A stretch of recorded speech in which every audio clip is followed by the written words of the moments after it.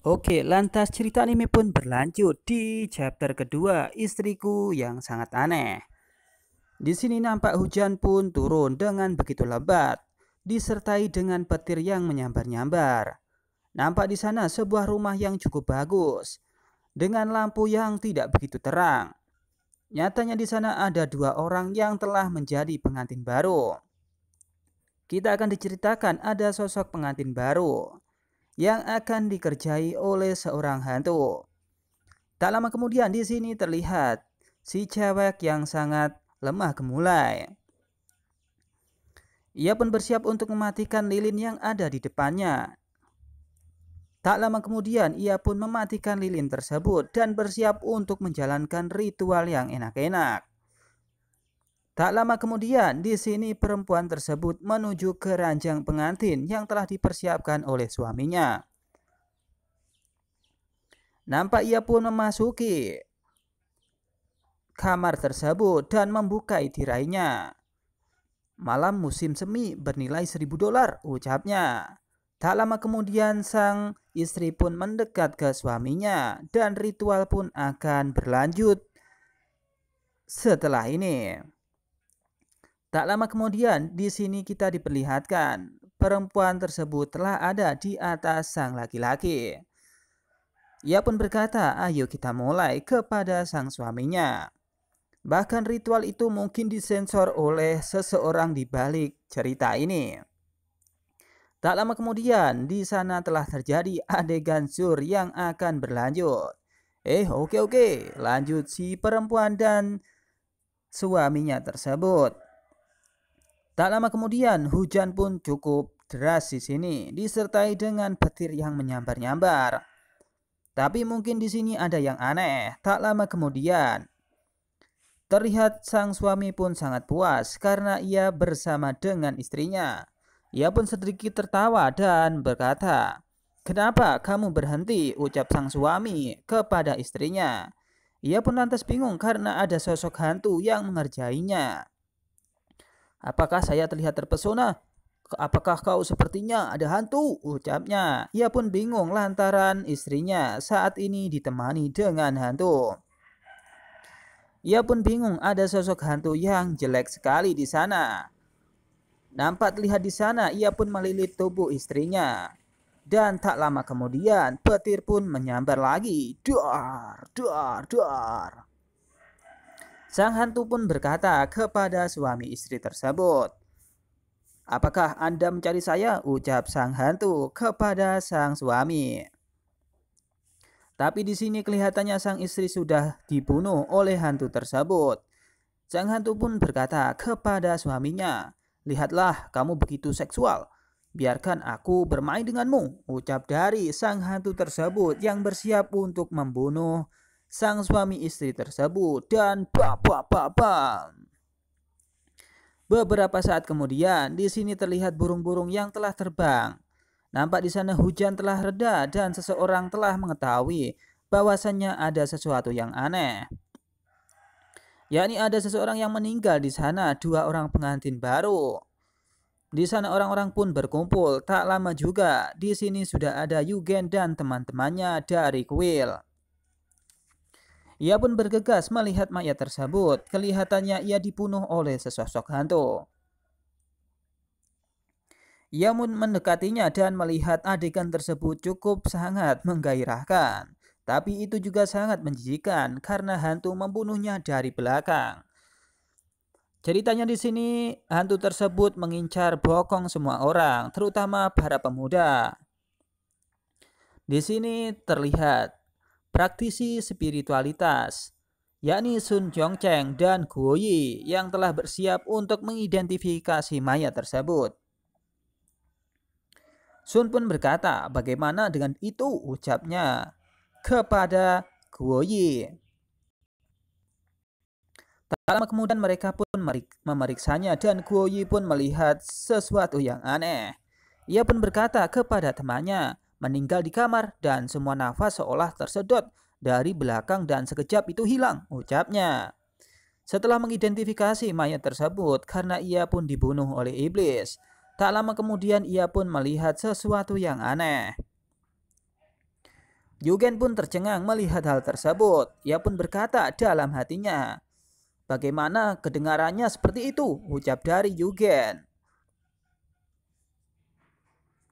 Saat ini Yugen adalah staf yang baru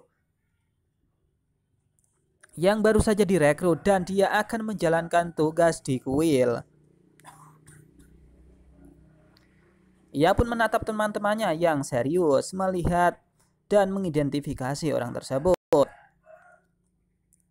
Tak lama kemudian teman dari Yugen berkata, yakni si Sun, memberikan sesuatu, yakni selembar kertas kepada Yugen untuk mencatatnya. Karena dia masih pertama kali mengidentifikasi kasus di kuil tersebut. Ini kuil Daily akan mengalami banyak kasus aneh di masa depan, ucap dari Sun kepada Yugen. Lantas Yugen pun berkata kepada Sun, "Anda bertanggung jawab atas pencatatan pada hari pertama dan akan datang untuk melaporkan," ucapnya. Di sini Yugen pun mengambil kertas tersebut dan berkata kepada Sun, oke, ucapnya. Tak lama kemudian teman dari Yugen yang satunya, Guo, pun mengambil sesuatu dan menciumnya. Kelihatannya itu lendir dari sang hantu tersebut. Ia pun mencium dan merasakan bahwasannya itu adalah tumor penghisap, yakni hantu. Yugen pun tercengang melihat adegan temannya. Temannya pun berkata kepada semua orang, "Cairan jin ini dipastikan adalah karya hantu," ucapnya. Yugen yang tercengang karena ada hantu di sini, ia mungkin saja akan diburu oleh hantu. "Rasakan saja dengan mulutmu," ucap dari Yugen yang sangat ketus kepada temannya. Tak lama kemudian di sini temannya pun merilis sesuatu energi di tangannya. Ia pun nampaknya memanggil roh hantu yang ada di dalam tubuh orang tersebut. Tak lama kemudian energi itu pun menjalar ke tangannya dan Yugen pun tercengang melihat adegan tersebut. Rupanya ada seseorang yang kuat, tapi di sini sebenarnya Yugen sangat kuat melebihi orang-orang yang ada di sini. Tapi Yugen sangat cupu dan tidak tahu kalau dia adalah overpower. "Anak laki-laki dari langit, ini trik sulapnya," ucapnya. Tak lama kemudian ia pun mengarahkan tangannya ke tubuh orang tersebut. "Bisa membuat hantu," ucap dari seseorang di sana. Tak lama kemudian tangannya pun ditujukan ke arah mayat yang sudah mati, yang saat itu telah dimatikan oleh hantu. Beberapa saat kemudian ini terlihat bahwasanya hantu pun keluar dari tubuhnya. Nampak Yugen pun tercengang melihat atraksi tersebut. Bisa-bisanya ada musuh yang ada di dalam tubuh orang tersebut. Hantu itu pun keluar dan tiba-tiba di sini hantu itu terlihat sangat jelek sekali. Teman dari Yugen pun berkata, menurut penilaian awal si hantu, pesona hantu pelaku tidaklah kuat. Dan mungkin dilihat dari cairan hantu dan adegannya itu adalah hantu berbulu. Yakni di sini hantu berbulu yang menyedot semua orang lewat bokongnya. Tak lama kemudian di sini terlihat sang ketua telah datang menghampiri Yugen dan rombongannya. Tiba-tiba ia pun mengeluarkan energi spiritual dan menyegel hantu tersebut. Apakah itu hantu sesat dalam pakaian bulu yang berspesialisasi dalam menghisap energi yang pria? Ucap dari orang tersebut. Yugen pun nampak tercengang melihat kekuatan sang ketua. Ia pun melihat hantu tersebut telah disegel ke suatu tempat. Mungkin tempat yang aneh dan mungkin itu adalah tempat yang tidak dimiliki oleh si Yugen. Yugen pun tercengang, ia pun berkata, "Lihat ketua," ucapnya. Di sini sang ketua pun sudah ada di depan orang-orang dari kuil. Ia pun bernama Ji Cheng dan telah datang untuk membantu mereka semua.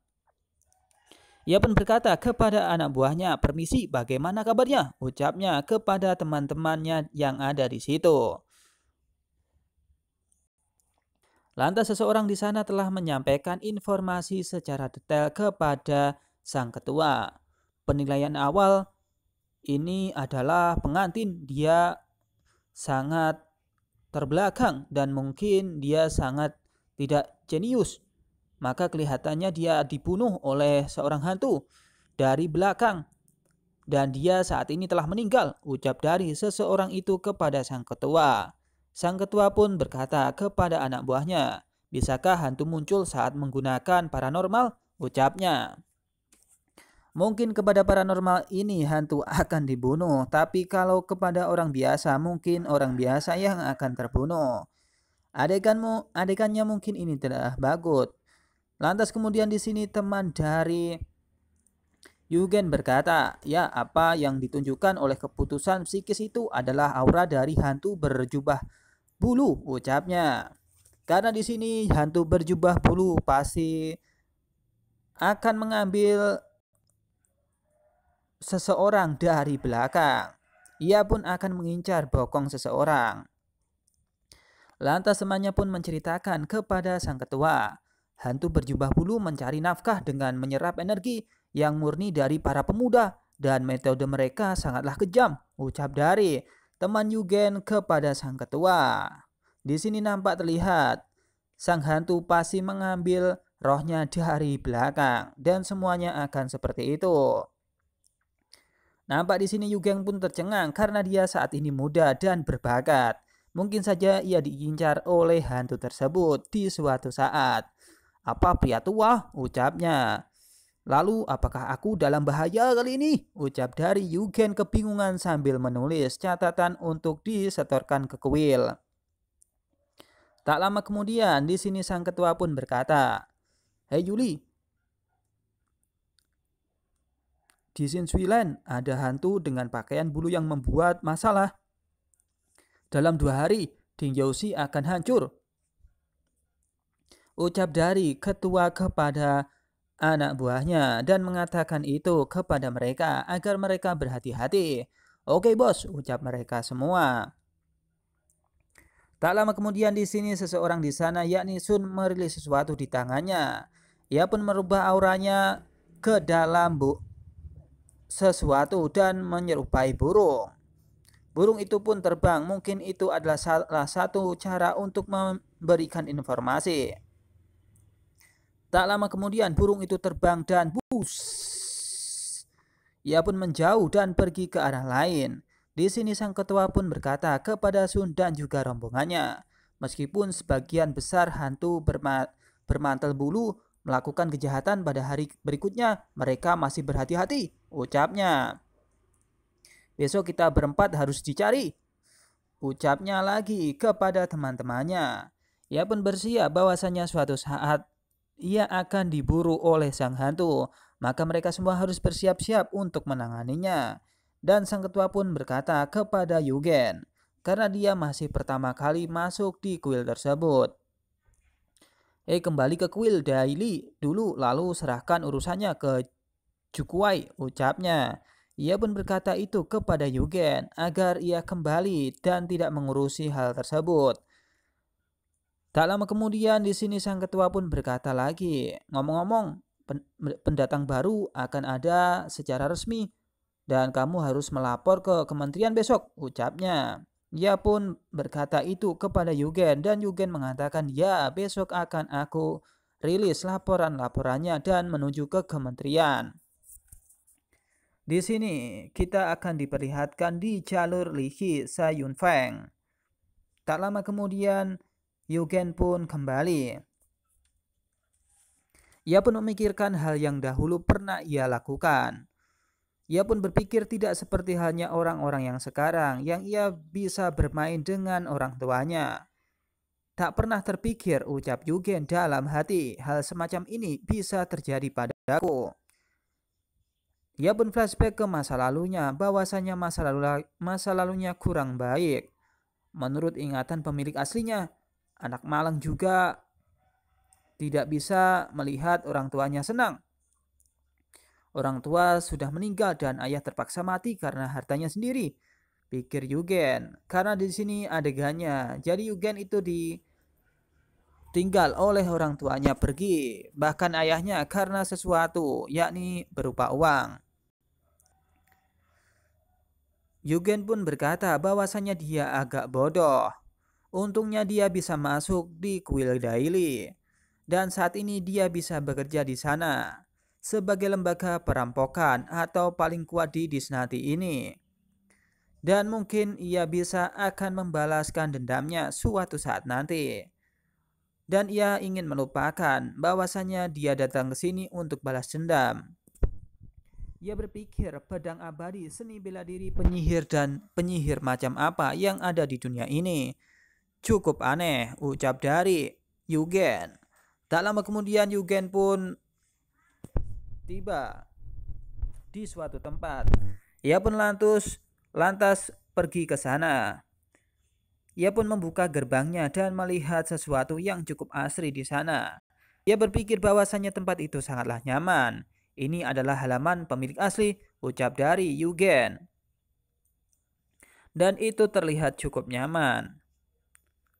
Beberapa saat kemudian di sini angin kencang pun bertiup dan ada sosok lain yang menghampiri Yugen, yakni sosok ikan, yakni monster ikan atau iblis ikan atau bisa dikatakan hantu ikan.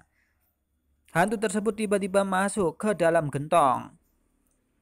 Yugen pun tercengang melihat hal tersebut dan berpikir, menenggelamkan ikan dan angsa, ucap dari Yugen. Apakah mungkin itu adalah monster, ucap dari Yugen. Ia pun lantas tidak menghiraukan dan berpikir bahwasanya pesonanya lah yang begitu menarik. Pesona sialanku, dosa, ucap dari Yugen melihat hal tersebut. Tak lama kemudian di sini kita diperlihatkan bahwasanya ada seseorang yang melintas di atap rumah. Yugen melihat hal tersebut dan dia bingung karena ada praktisi yang bisa terbang menggunakan pedangnya. Yugen pun tercengang melihat adegan tersebut. Sepertinya ia adalah orang yang tidak biasa. Ia pun berpikir bahwasanya pakaian tersebut adalah pakaian dari Demon Hunting Hall, yakni asosiasi yang memiliki penyihir-penyihir kuat.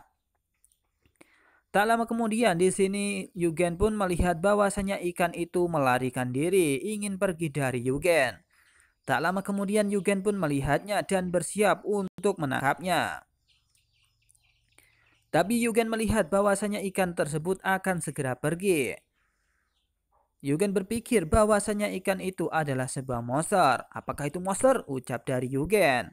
Tak lama kemudian di sini Yugen pun berpikir akan menangkapnya dan akan menggorengnya. Menghindari pelacakan, apakah Anda pergi sekarang? Ucap dari Yugen. Tak lama kemudian di sini Yugen berkonsentrasi. Ia pun kelihatannya bingung apa yang terjadi di dalam tubuhnya. Bahkan sesuatu keluar dari keningnya. Apa yang terjadi? Sesuatu sepertinya keluar dari dahiku, ucap dari Yugen yang kebingungan. Dahinya pun bersinar cukup terang, seakan energi spiritual akan keluar darinya. Tak lama kemudian di sini keluar sesuatu dari dahinya, yakni buku penyegel. Buku tersebut bersiap untuk memberikan segel kepada ikan tersebut. Buku itu pun bersinar cukup terang. Ia pun berkata, ini adalah, ucap dari Yugen. Tak lama kemudian sepertinya peta bintang di sini telah terbuka. Ikan mandarin hijau monster masuk pertama peringkat jahat dan dapat disegel, dapat dimurnikan sebagai kekuatan sumber, ucap dari peta bintang tersebut. Dan saat ini peta tersebut telah ingin menyegel ikan tersebut.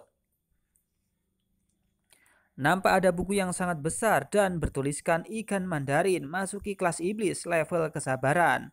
Akan bisa disegel ke dalam buku tersebut. Yugen pun nampak bingung kenapa dia begitu kuat. Dia pun tidak tahu dari mana buku itu berasal. Ia pun tertawa dan berkata, saya memakai jari emas. Saya hanya akan mengatakan bagaimana mungkin tidak ada plugin di sini. Itu standar, hahaha. Ucapnya. Tak lama kemudian ia pun merilis sesuatu dan tiba-tiba tubuh dari ikan itu pun bergoyang. Dan kelihatannya Yugen akan menangkapnya dan menyegelnya ke buku tersebut. Dengan energinya yang cukup kuat, ikan tersebut berhasil untuk disegel oleh Yugen. Tak lama kemudian ikan itu pun terjatuh ke tanah dan tubuh yang disegel telah diambil oleh Yugen dan dimasukkan ke dalam buku. Energi itu lantas masuk ke sana semua dan buku itu telah ditutup oleh Yugen. Ia pun berkata dalam hati, saya tidak tahu apakah daging iblis ikan ini bisa dimakan, ucap Dari. Yugen yang ingin memakan iblis tersebut. Ia pun mengambil ikannya dan berkata, saya tidak bisa menyia-nyiakan keterampilan memasak yang saya miliki, ucap Dari Yugen. Saat ia hampir mengambil ikannya, tak lama kemudian ada angin yang berhembus cukup kuat. Atau ikan besar dengan pedas yang paling haram itu dia, ucap seseorang di sana. Nampaknya di sini Yugen pun sangat bingung karena ada aura hantu yang sangat luar biasa. Apa ini? Ucap Dari Yugen. Tak lama Yugen pun melihat ke belakang dan di sana sudah ada hantu penyedot bokong. Hantu tersebut kelihatannya cukup marah dengan Yugen dan ia pun bersiap untuk menghabisi Yugen. Seketika itu, senjatanya diarahkan kepada Yugen dan akan mengenai Yugen. Di sini Yugen pun berharap bahwasannya umurnya akan panjang. Apakah dia akan mati dengan sangat tragis di sini? Ucap dari Yugen dan cerita pun berakhir. Akan dilanjut di chapter selanjutnya.